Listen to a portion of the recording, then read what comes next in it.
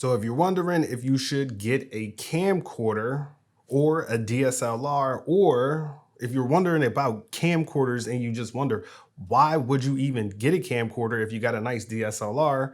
Well, let me take a moment to explain why I ended up buying a camcorder, and I'm primarily a DSLR shooter. What's going on, everybody? So for years, I've been shooting on DSLRs. That's my main camera. I do photo, I do video, and I mainly use DSLRs because, well, you can use them for both of these things.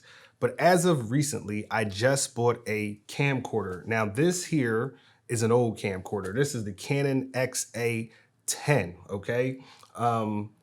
This is maybe like 10, 12 years old. I don't even know, but I know that it's old. Maybe like 10, 12 years old, somewhere in that range, okay?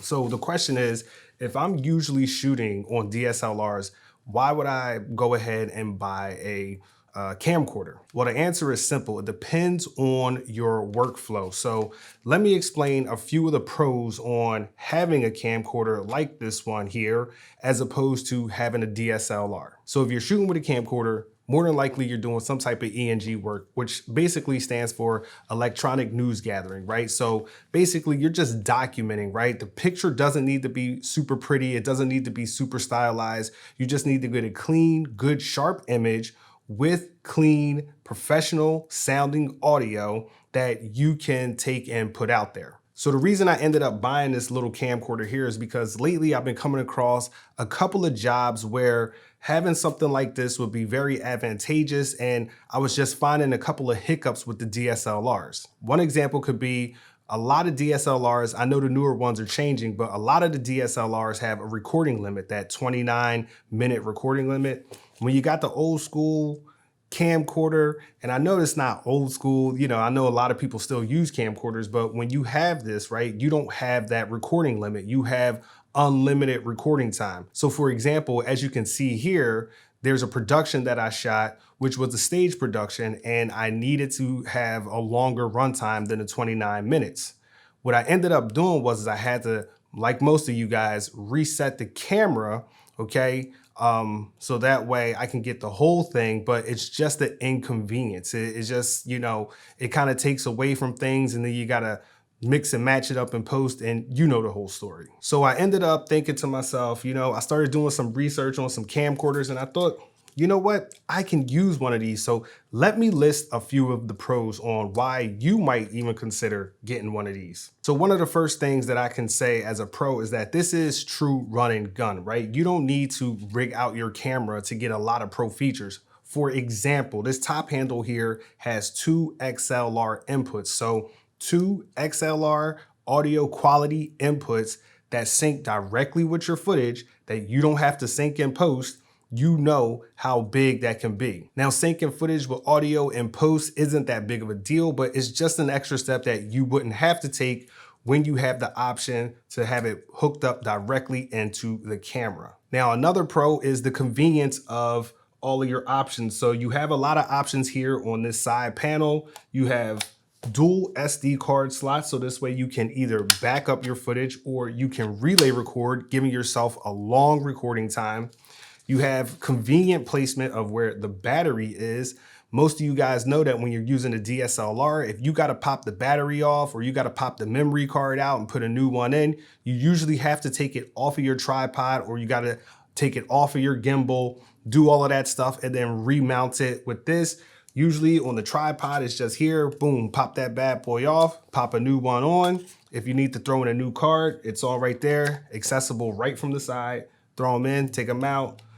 Dual SD card slots, I mean, come on. Another pro to having a camcorder is if you're somebody who's doing live production, then you understand that you need what's called a clean HDMI out. Now, a lot of the newer DSLRs do have this option.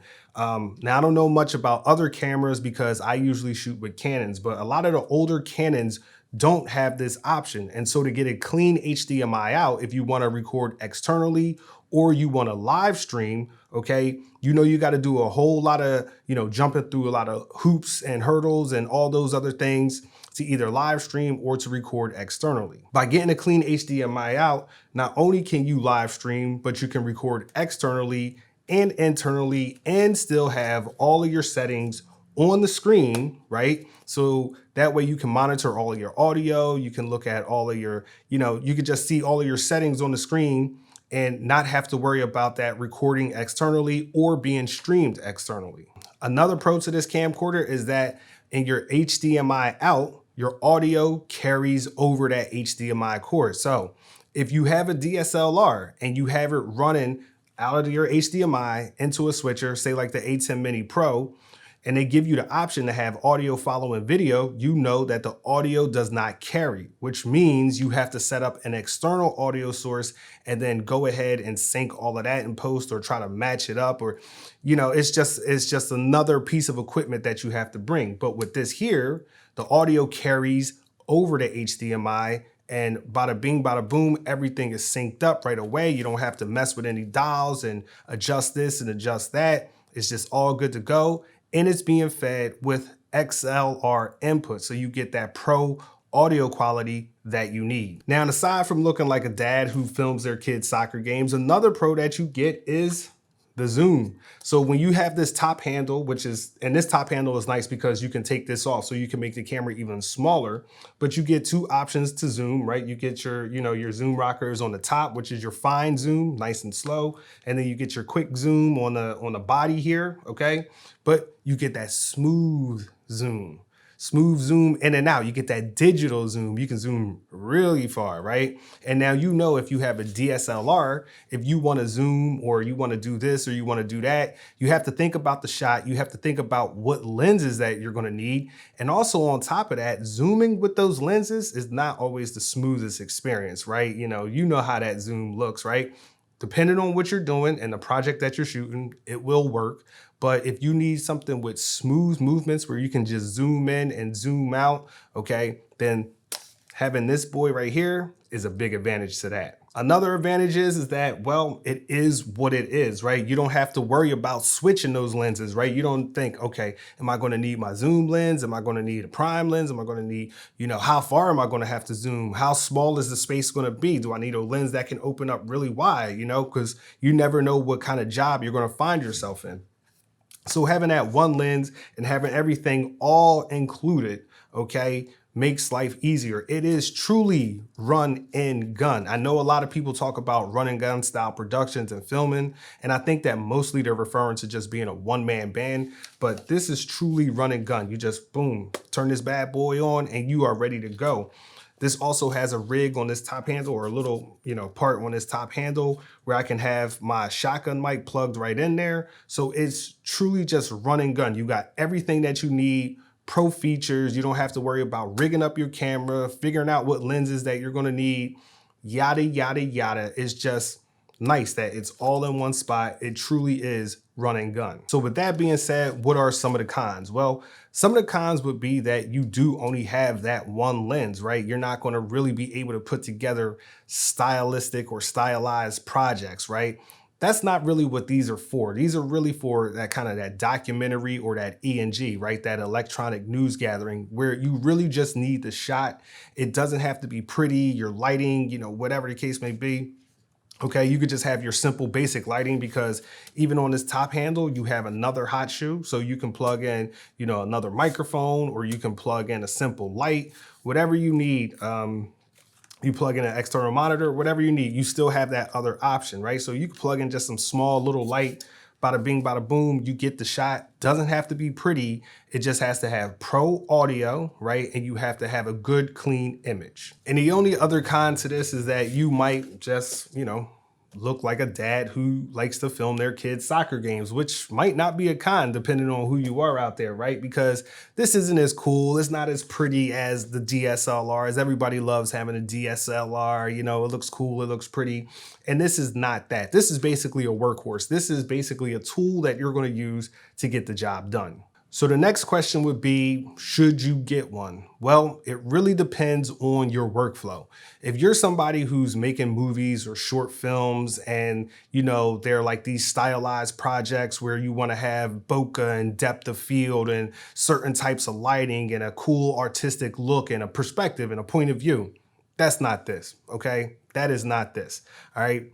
But if you find yourself in certain situations where you're doing something like filming a stage production, right? Maybe you're filming a press conference, or maybe you're filming some type of sporting event or a graduation.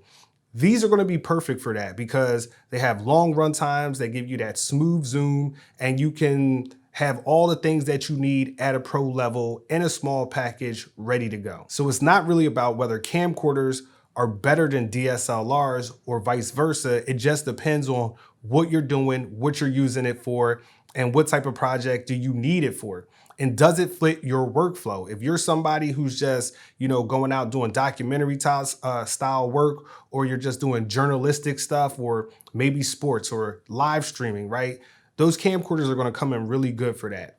But if you're somebody who's working on more of an artistic based project, then these are not it. You could do it, I guess, right? As long as the story is good. But if you wanted to get certain looks and certain feels, that's not going to be this. It's just, that's not this, okay? But it is a useful tool depending on your workflow. So that's it for today's video. Hopefully you found that useful and helpful, and let me know if you are still rocking camcorders nowadays, or if you're using them in your workflow and what you're using them for. Or are you somebody who uses both camcorders, DSLR, and maybe even you got a cinema camera in there? Let me know down in the comments below. And until the next time, peace.